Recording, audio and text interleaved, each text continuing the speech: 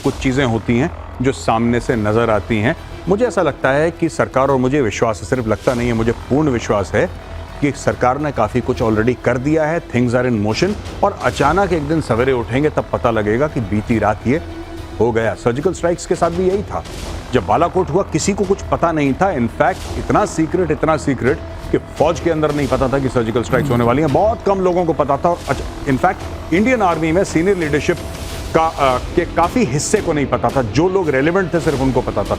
तो अगर आप मिलिट्री स्ट्राइक करते हैं, अगर आप एयरफोर्स का इस्तेमाल करते हैं, नेवी, आर्मी का, जो लोग रेलिवेंट हैं उन्हीं को पता होंगे। हम लोग न्यूज़ मीडिया से लेते हैं।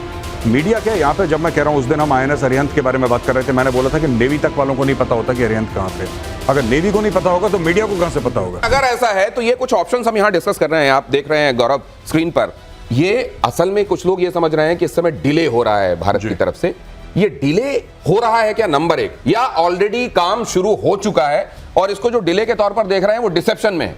जी देखिए, ऐसा होता है कि कई चीज़ें ऐसी होती हैं जो हो जाती हैं, जो पब्लिक स्फेयर में नहीं आती हैं, और कुछ चीज़ें होती हैं जो सामने से नज़र आती हैं। मुझे ऐसा लगता है कि सरकार, और मुझे विश्वास है, सिर्फ लगता नहीं है, मुझे पूर्ण विश्वास है कि सरकार ने काफ़ी कुछ ऑलरेडी कर दिया है। थिंग्स आर इन मोशन, और अचानक एक दिन सवेरे उठेंगे तब पता लगेगा कि बीती रात ये हो गया। सर्जिकल स्ट्राइक्स के साथ भी यही था। जब बालाकोट हुआ किसी को कुछ पता नहीं था। इनफैक्ट इतना सीक्रेट कि फौज के अंदर नहीं पता था कि सर्जिकल स्ट्राइक्स होने वाली हैं। बहुत कम लोगों को पता था। और इनफैक्ट इंडियन आर्मी में सीनियर लीडरशिप के काफ़ी हिस्से को नहीं पता था। जो लोग रेलिवेंट थे सिर्फ उनको पता था। तो अगर आप मिलिट्री स्ट्राइक करते हैं, अगर आप एयरफोर्स का इस्तेमाल करते हैं, नेवी, आर्मी का, जो लोग रेलिवेंट हैं उन्हीं को पता होंगे। हम लोग न्यूज़ मीडिया से लेते हैं। मीडिया क्या, यहाँ पे जब मैं कह रहा हूँ, उस दिन हम INS अरिहंत के बारे में बात कर रहे थे, मैंने बोला था कि नेवी तक वालों को नहीं पता होता कि अरिहंत कहाँ पे। अगर नेवी को नहीं पता होगा तो मीडिया को कहाँ से पता होगा? तो अगर ये हालात है तो आप सोचिए। और इधर देखिए, ये अगर ये एक इंफॉर्मेशन और साइकोलॉजिकल वॉरफेयर भी चल रहा है तो जरा ये देखिए, ये खबर देखिए। भारत पाकिस्तान तनाव से जुड़ी हुई इस वक्त ये बड़ी खबर है, बड़े ध्यान से देखिएगा। और इस पर गौरव आप तैयार रहिएगा अपने कमेंट के साथ। अमेरिका के सामने गिड़गिड़ाए पाकिस्तान के PM शहबाज। अमेरिकी विदेश मंत्री से शहबाज ने गुहार लगाई, भारत को रोके अमेरिका, शहबाज शरीफ ने कहा। विदेश मंत्री मार्को ने S जयशंकर से भी बात की, हमारे विदेश मंत्री से, और इधर से कहा गया कि हम हमलावर और साजिश करने वालों को छोड़ेंगे नहीं। एस जयशंकर का ये जो ट्वीट है गौरव, आपको मैं चाहूंगा कि इसको पढ़ें। और ये भाषा क्या है, जरा इसमें बिटवीन द लाइंस क्या है वो भी आप बताएं। Discuss the Pahalgam terrorist attack with US Secretary Rubio yesterday. Its perpetrators, backers and planners must be brought to justice. देखिए साहब, ये एक बहुत बड़ा स्नब है अमेरिका को, क्योंकि अगर आपने मार्को रूबियो का बयान पढ़ा हो या देखा हो, वो कह रहे हैं कि आप लड़ाई मत करिए, डी एस्केलेट करिए। मार्को रूबियो ने क्लियरली बोला डी एस्केलेट करिए। लेकिन उस मीटिंग के बाद, उस बातचीत के बाद, जो कि एक फोन कॉन्वर्सेशन हुई है, उसमें डॉक्टर जयशंकर ये ट्वीट करते हैं कि हमने पहलगाम का टेररिस्ट अटैक मार्को रूबियो के साथ डिस्कस करा है। और फिर यहाँ पे देखिए, यहाँ पे फुल स्टॉप है, हमने आपसे डिस्कस कर दिया, ये एक कहानी खत्म हो गई। दूसरी कहानी है कि जिसने कराया और जो उसके बैकर्स हैं उनको हम, तो ये बड़ी इंपॉर्टेंट बात है और इसको क्लोज इन करके यहां पर दिखाइए। ये कहा जा रहा है कि आप इसमें फुल स्टॉप का मतलब समझिए, ऐसा नहीं है कि वो कॉमा है और कंटिन्यूएशन में सारी बात कही जा रही है। Discuss the Pahalgam terrorist attack with US secretary Rubio yesterday and there comes a full stop, means the sentence up till here only, period. उसके बाद it's perpetrators, backers and planners must be brought to justice। मतलब क्या, America ने ये कहा होगा आप restraint करें, आप डीएस्केलेट करें, और यहां से कहा गया होगा माइंड योर बिजनेस, हमको मालूम है कि क्या किया जाना है। हाँ, ये कहा गया है। यही मैं कह रहा हूं। मैं ये कह रहा हूं कि इस ट्वीट में 2 सेंटेंसेस हैं और पहले सेंटेंस और दूसरे सेंटेंस का एक दूसरे से कोई रिश्ता नहीं है, मैं ये कह रहा हूं। तो ये आज का भारत है जिसको ये बताते आता है, वो अमेरिका हो, चाइना हो, खुद को समझने वाले सुपर पावर्स हो, कि हमको क्या करना है वो बताया ना जाए। ये जो कम्युनिकेशन है, ये कम्युनिकेशन बहुत बहुत इंपॉर्टेंट है। और मुझे लगता है विक्रम सर कि ये कम्युनिकेशन के मामले में अगर हम देखते हैं कि पड़ला किधर, एस जयशंकर के आगे, तो मुझे लगता है कि पाकिस्तान एकदम ही भूसा दिखाई देता है मुझको, दिमाग के मामले में, कम्युनिकेट करने के मामले में, डिप्लोमेसी के मामले में। आपने 2 लाइन में गागर में सागर का समावेश हो गया है। एस जयशंकर साहब ने जो फरमाया है उस पर सभी कुछ समाहित है। बिस्मार्क ने कहा था, right politely, speak diplomatically, one observes the rules of politeness even in the declaration of war. युद्ध की घोषणा में शिष्टाचार का, हम लोग पाकिस्तान की तरह थोड़ी हैं कि हम उतर आए गाली गलौज के ऊपर। लेकिन आप कहा देखें, एस जयशंकर परिमार्जित परिष्कृत भाषा, संतुलित भाषा, और पाकिस्तान की भाषा ले लीजिए, उनके मेंबर्स ऑफ पार्लियामेंट की भाषा ले लीजिए, वो तो गाली गलौज में लगता है अंताक्षरी के पारंगत गोल्ड मेडलिस्ट हैं, और यहाँ हमारे सामान शिष्टाचार। सर वहां एक शब्द बड़ा यूज हो रहा है, मैं वहां की मीडिया में, खासतौर से प्रिंट मीडिया में क्या इस्तेमाल हो रहा है वो देख रहा हूं। गौरव, एडवेंचरिज्म बहुत इस्तेमाल करते हैं, वो क्यों करते हैं ये भी आप बताइएगा, लेकिन उससे पहले जरा ये देखिए, हाफिज सईद, मसूद अजहर, इनको किसी जैसे जैसे कहीं पर अगर कुछ होता है और मां को दिक्कत होने लगती है ना, अपने बच्चों को लेकर छिपाने छिपने की स्थिति आ जाती है। देखिए कितना वात्सल्य उमड़ रहा है इन टेररिस्ट के लिए। आतंकी हाफिज सईद की सुरक्षा को लेकर पाकिस्तान बेचैन है। पाकिस्तान ने आतंकी हाफिज सईद का ठिकाना बदला, लाहौर की सुनसान कोठी से आबादी वाले इलाके में शिफ्ट किया कि अगर कहीं कोई एक्शन हो तो कम से कम आबादी को देखकर शायद एक्शन लेने वाले सोचें। हाफिज की सुरक्षा में पाकिस्तान ने एसएसजी कमांडोज लगा दिए। अब आप देखिए, टेररिस्ट को बचाने के लिए, टेररिस्ट को सहेज कर रखने के लिए पाकिस्तान हमेशा कितने जतन करता है देखिए, और फिर कहता है कि नहीं हम तो खुद आतंक के सताए हुए हैं। ये एक तरफ किया जाना, और ये हम यूं ही नहीं कह रहे हैं, ये जब आप देख रहे हैं तो अब जरा कुछ और भी मैं आपको दिखाता हूं, जरा वो भी देखिएगा आप। ये तस्वीरों के जरिए आपके सामने रखने की कोशिश करता हूं मैं, जहां पर आप ये देखेंगे कि एक्चुअली इनका प्लान क्या है। क्या ये एक तरफ आईएसआई के मुखिया को अपना एनएसए बना रहे हैं, उस पर तो मैं बाद में आऊंगा, लेकिन वहां के जो पूरी दुनिया में घोषित आतंकी हैं उनको बचाने के लिए, ओसामा बिन लादेन एबटाबाद में मारा गया था, लेकिन उसके बाद बहुत सारी रणनीति छुपाने को लेकर भी वहां पर बदली गई है। जरा उसको देखते हैं, आइए जरा यहां पर फ्लैश कीजिए, आइए बताते हैं कि किस तरीके से सुरक्षाएं बदली गई हैं।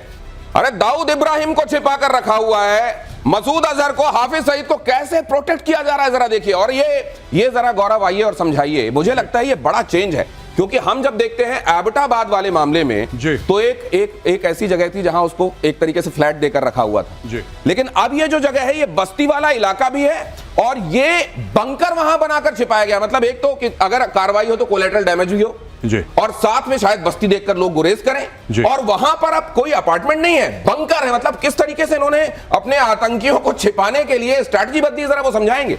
आप बताइएगा कहां जूम इन करना है, जूम आउट मैं करूंगा। नहीं, बिल्कुल यही वाला इलाका है जी, ये जो गौहर मोहल्ला है जिसके बारे में बात कर रहे हैं लोग जी। अब ये देखिए ना, ये जो हाफिज सईद का घर, ये जौहर मोहल्ला है, ये सॉरी, तो ये वाला जो इलाका है, और अगर आप पूरे इलाके को देखें, हाईली मतलब हाई डेंसिटी वाला इलाका है, यहाँ पे पॉपुलेशन बहुत ज्यादा है, यानी कि कोई भी अगर आएगा लोग आराम से, अच्छा जो हाईली डेंसली पॉपुलेटेड जो इलाके होते हैं उसकी खासियत होती है कि वहां पे रात दिन आवागमन चलता है, फेमिलियर लोग जो वहां के रहने वाले होते हैं, यानी कि कोई अनजान शख्स 2 मिनट में पहचाना जाएगा। ये देखिए साहब, ये मस्जिद है, यानी कि मस्जिद में भी लोग हैं। ये मस्जिद किसके कंट्रोल में है?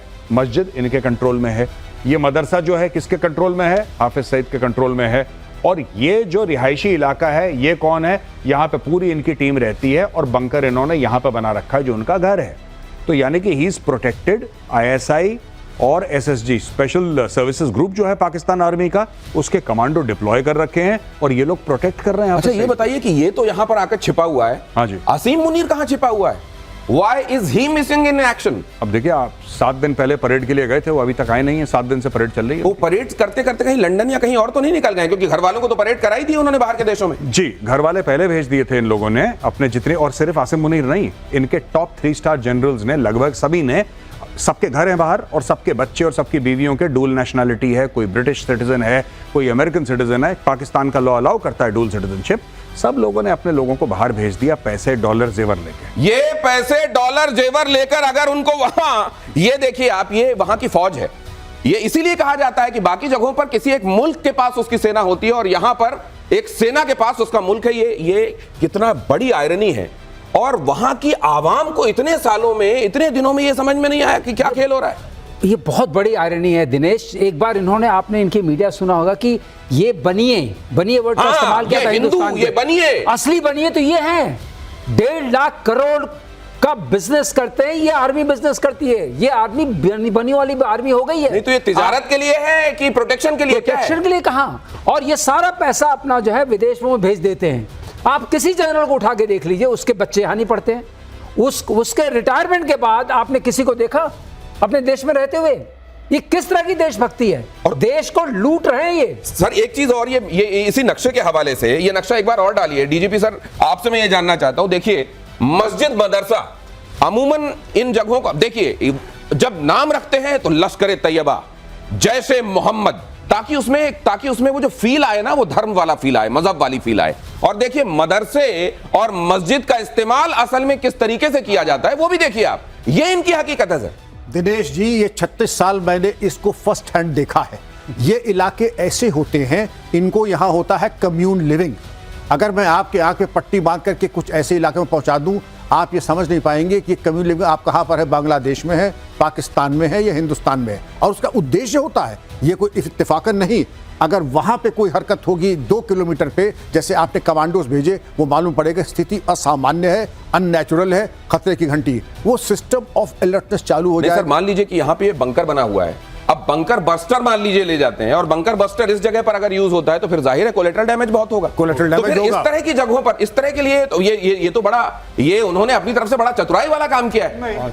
नहीं, शिखंडी आगे कर दिया इन्होंने, शिखंडी आगे कर दिया, शिखंडी आगे कर दिया। ये क्या गौरव आप ऐसा मानते हैं? जो आप कह रहे हैं ना कि collateral damage, line of control के पार जो विलेजेस हैं, पाकिस्तानी आर्मी गांव के बीच में तो उनकी गन पोजीशन है। ये तो पाकिस्तानी आज से नहीं है, जब मैं था फौज में 1998 में, when I was there in the army along the line of control 98-99 में, तब मैंने यही देखा था। हमारे बिल्कुल पार जो गांव थे, पुंछ इलाके में था मैं लाइन ऑफ कंट्रोल पे, तो जो पीओके में गांव थे, ऑक्यूपाइड एरियाज जो हैं, पाकिस्तान ऑक्यूपाइड कश्मीर, वहां पे गांव थे, उनके बीच में उन्होंने अपनी मीडियम गन्स लगा रखी थी कि अगर हम फायरिंग करेंगे वो हमारे ऊपर गोलीबारी करेंगे। जब हम उनके ऊपर गोलीबारी करेंगे, जिसको फौज में काउंटर बॉम्बार्डमेंट कहते हैं, तो गांव में गिरेगी, फिर दुनिया के बारे में रोएंगे कि साहब ये गरीबों को मार दिया। अब ये देखिए, अगर ये जिसको कहा जा रहा है कि शिखंडी को आगे कर दिया, क्या किया जा रहा है ये देखिए, और यहां पर किस तरीके से बचाने की जुगत लगाई जा रही है इन आतंकवादियों को। और मुझे ये लगता है कि अभी 9 तारीख को, अब जैसे मोहम्मद मौलाना मसूद अजहर, ये भारत की जेल में था, आप जानते हैं कंधार के बाद इसको छुड़ाकर ले जाया गया। ये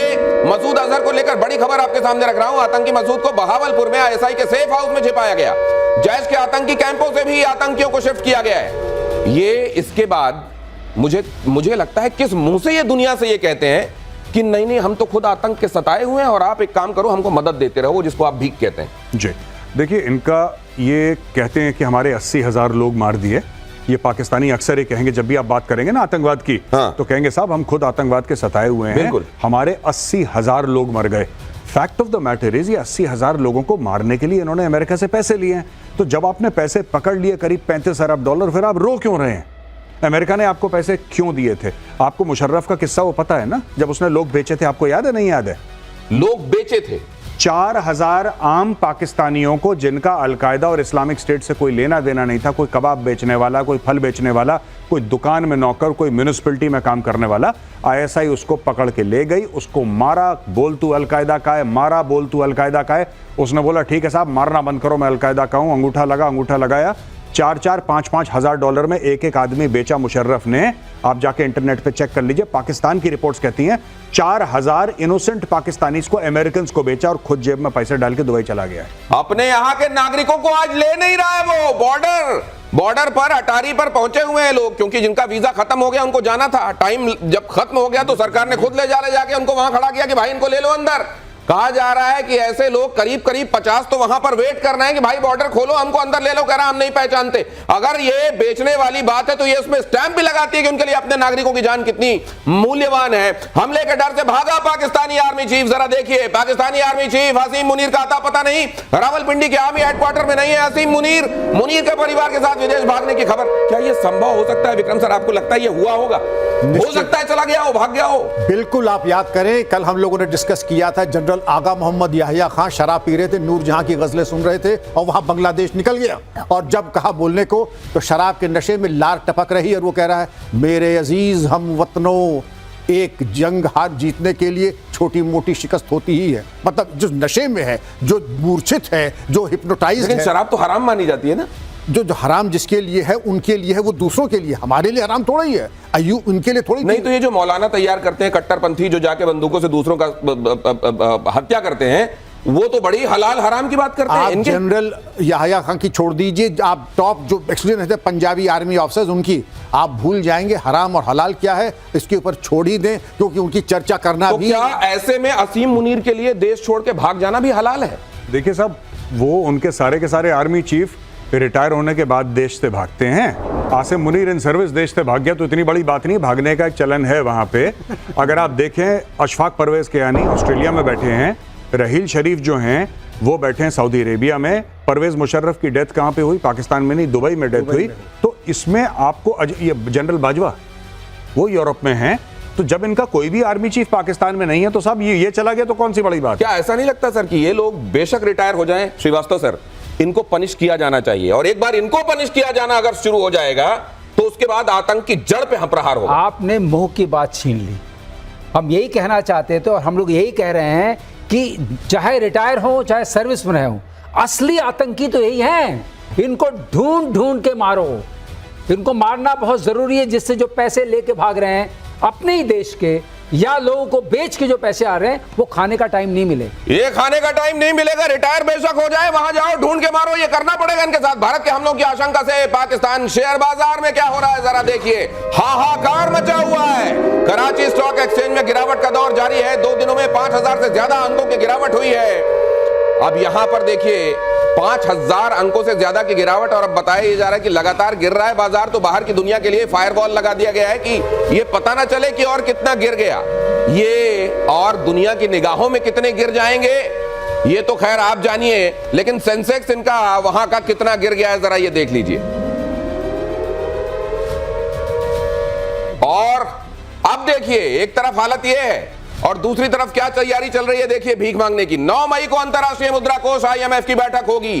पाक को IMF से 1.1 अरब डॉलर मिलने की आस है। कटोरा लेकर खड़े हो गए, 30,890 करोड़ पाकिस्तानी रुपए की भीख पर निगाहें हैं। मार्च 2025 तक पाकिस्तान का IMF पर 8.3 बिलियन डॉलर ऑलरेडी बकाया है। तो कुल मिलाकर ये जो पैसा दिया जा रहा है ये डूबत खाते में जा रहा है। लेकिन एक बार फिर कटोरा लेकर खड़े हैं, इधर जंग की बातें कर रहे हैं और 9 मई को भीख की तैयारी भी हो रही है। ये दोनों चीजें नहीं, इन्होंने चाइना से भी अभी करेंसी स्वैप की बात करी है 1.4 बिलियन डॉलर्स की, कि हम तुम्हें पाकिस्तानी रुपए देंगे, तुम चाइनीज करेंसी दो। ये अलग मैटर है, वो अलग मैटर है। ये 3 जगह से भीख की, एक सऊदी अरब से भीख मांग रखी है इन्होंने 2 अरब की कि आप ये दे दो। ये आपने अभी स्टोरी ब्रेक करी है, ये IMF वाली स्टोरी है। और अभी इन्होंने 1.4 billion dollars worth of currency swap बोला है कि हम आपको पाकिस्तानी रुपए देंगे, आप हमें चाइनीज करेंसी दो। ये 3-4 जगह एक साथ भीख मांग रहे हैं, एक जगह भीख नहीं मांग रहे। आपको लग रहा है एक से मांग रहे, नहीं।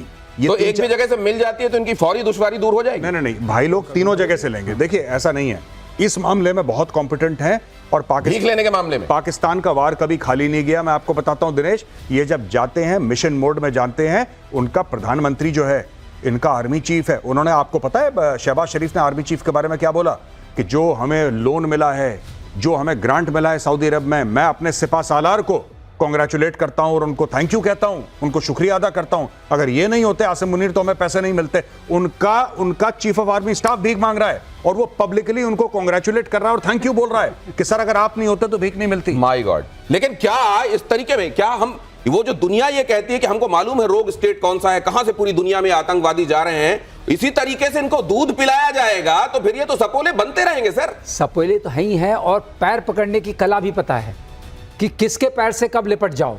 पैसे मिल रहे हैं लेकिन आप उससे जोड़ के देखिए, कहते हैं हम लड़ लेंगे हिंदुस्तान से। कैसे लड़ लोगे? एक दिन का खर्चा आता है 1 अरब डॉलर। 10 दिन लड़ोगे उतने पूरे पैसे खर्च हो जाएंगे 10 दिन में। मतलब ये भीख मिली तो भी नहीं चलेगी ज्यादा। कैसे चलेगी? तो ये खबर देखिए जरा, अरब सागर में भारतीय नौसेना का युद्धाभ्यास, और ये भी कर रहे हैं अपनी ड्रिल्स, लेकिन वो ड्रिल्स में ही इनके हथियार चुक न जाएं। अलर्ट मोड पर नौसेना के युद्धपोत, एयरक्राफ्ट कैरियर, फॉरवर्ड एरिया में इंडियन कोस्ट गार्ड के पोत भी मौजूद हैं। जब यहां से ये कहा गया कि ये जो एरिया है इस जगह पर हम ड्रिल करेंगे तो बाकी के जहाज दूर रहें और इस जगह से कोई आए जाए नहीं। एक तरीके से वैसी ही नोटिस होती है जैसे नो टाइम आप सुनते हैं एयर के मामले में, ये होती है नेवल एरिया वार्निंग, और इसको लेकर भी वार्न किया गया है। लेकिन उधर तुरंत पाकिस्तान ने इसको कॉपी कैट बनते हुए नकल की इसकी, और कोशिश ये की कि हम इसके जरिए ये दिखा दें कि नहीं, हम भी पीछे नहीं हैं। मुझे लगता है कि ये भी भारत की एक स्ट्रैटेजी होगी। ये भी Gaurav, and correct me if I am wrong, यहां पे मैं एक तस्वीर डालने वाला हूं, इसको समझाइएगा। मुझको लगता है ये भी एक स्ट्रैटेजी है कि तुम ड्रिल ही ड्रिल में अपना सब कुछ गंवा दो, क्योंकि इधर तो जखीरा भरा हुआ है। तुम्हारे ड्रिल में सब जब तक बारूद खत्म हो जाएगी तब तुम्हारी तरफ वो थप्पड़ आएगा जिसका तुमने शायद उस समय कल्पना नहीं की होगी। हाँ, ये तो ये बात जो है ये कॉमन बात है। ये इकोनॉमिकली पहले गिरेगा, मिलिटरीली बाद में गिरे पाकिस्तान। ये जो आप अरब सागर का आपने पूरा ये एक इमेज दिखाई है ना, यहाँ पे गुजरात है और फिर वहां पे कराची आप ऊपर दिखा रहे हैं। देखिए साफ सीधी बात है, पाकिस्तान के पास उतना पैसा नहीं है दिनेश कि पाकिस्तान अपनी नेवी, एयरफोर्स और आर्मी को मोबिलाइज करे। ये डिविजन्स मूव कर रहा है, हवाई जहाज अपने कॉम्बैट एयर पेट्रोल उड़ा रहे हैं वहां पे, शिप्स इनके पाकिस्तानी नेवी के शिप्स यहाँ पे ड्रिल अपनी कर रहे हैं। And this is bleeding Pakistan because they don't have that kind of money. उनके पास पैसा है ही नहीं है पैसा उनके तो पास। ये तो वही वाली मसल हो गई कि अगर गाल अपने लाल नहीं है तो उसको थप्पड़ मार मार के लाल करो। ये तो वही कर रहे हैं। हाँ, और क्या। आप देखिए ना, अब शेयर मार्केट आपने बोला 5000 पॉइंट गिर गया। हाँ। अब ये भीख मांगने के लिए दौड़ रहे हैं। हाँ। अब वो भीख आएगी। अब ये जो पैसा है कहां से आ रहा है लड़ने के लिए? जो ऑलरेडी भीख मांगा हुआ है पहले, उससे भीख मांगे हुए पैसे से लड़ रहे हैं। हाँ। अब उसका इनका फिर जून में इनको एक मोटी खेप देनी है, राइट? अब ये मई हो गया, अगले महीने इनको एक मोटी खेप अरबों डॉलर की वापस देनी है। मुझे तो एक टाइटल दिखाई दे रहा है किताब का जी। एक किताब का टाइटल दिखाई दे रहा है, द बेगर वॉरियर। ये मुझे लगता है कि ये होना चाहिए एक भिखारी लड़ाकू। और वो लड़ाकू किस तरीके का? जब आता थप्पड़ खाता, 65 हो गया, 71 हो गया, 99 हो गया, फिर तैयारी चल रही है भीख मांगकर थप्पड़ खाने की। अगली खबर की तरफ आपको ले जाता हूं। यहां देखिए जरा क्या हुआ है। ये वाटर स्ट्राइक के बाद एयर स्ट्राइक से कांपा पाकिस्तान। विमानों के लिए भारत का एयर स्पेस बंद। भारत की स्ट्राइक से पाकिस्तान को लगी करारी चोट। 23 मई तक भारत ने अपना एयर स्पेस बंद किया। अब ये दो तरफा चोट है। देखिए अब यहां पर भी क्या है, बराबरी करना चाहते हैं, ड्रिल में बराबरी करना चाहते हैं। तो जब तक युद्ध की नौबत आएगी तब तक सब खत्म हो चुका होगा। भीख अगर मिल भी गई तो 10 दिन से ज्यादा वॉर सस्टेन नहीं कर पाएंगे। यहां पर यह भी देख लीजिए कि ये जो कोशिश चल रही है, ये जरा देखिए क्या किया। पहले पाकिस्तान ने अपना एयर स्पेस भारत के जहाजों के लिए बंद कर दिया, तो भारत ने इधर जवाब में अपना एयर स्पेस बंद कर दिया। वहां से क्या कहा जा रहा है कि देखिए अब कितना घूमकर भारत के जहाजों को, भारत की तरफ जाने वाले या वहां से जाने वाले जहाजों को कितना घूमकर जाना पड़ता है, इसमें बड़ा खर्च होता है, हमने करारी चोट दी है। असल में जब कोई किसी के एयर स्पेस का इस्तेमाल करता है, ये बताएंगे एयर वाइस मार्शल, तो उसको पैसा देना होता है। तो अभी तक एक तरीके से उसका जो खर्च दिया जा रहा था पाकिस्तान को, उससे वो हाथ धो बैठा है। मैं बताऊंगा इससे कितना नुकसान हुआ है। और इधर भारत ने जो कर दिया, अपना स्पेस बंद कर दिया, तो जो उधर साउथ ईस्टर्न कंट्रीज हैं एशिया की, वहां जाने के लिए अब कितना घूम के जाना पड़ेगा? पूरा 3.5 घंटे और लगेंगे। ये तो छोड़ दीजिए, पिछली बार जब इन्होंने अपना एयर स्पेस बंद किया था तब हमारे 400 जहाज ही जाते थे इनको ऊपर से, और इनको हम एक हफ्ते में $100 मिलियन का नुकसान हुआ था, क्योंकि हम इनको पैसा देते थे ऊपर उड़ने के लिए। अब तो 800 जहाज जाते हैं हमारे इनके ऊपर से। अब समझिए, और अब दाम बढ़ भी गया है, पहले कम था, तो अब कितना नुकसान होगा? मेरे समझ से 300-400 मिलियन से ज्यादा नुकसान होगा। अभी इसको दिखा भी देते हैं सर। एक तरफ भीख मांग रहे हैं, दूसरी तरफ जो पैसा मिलने वाला था उसको आपने खुद ही काट दिया। तो ये तो कैसे है कि ये मुझको वो वाली मसल याद आ रही है कि किसी ने कहा कि ये बाल्टी भर दो। जब बाल्टी भर गई तो उसने कहा एक काम करो, ये तो भर गई, इसमें पेंदे में भी कुछ डाल दो, और उसने बाल्टी पलट दी।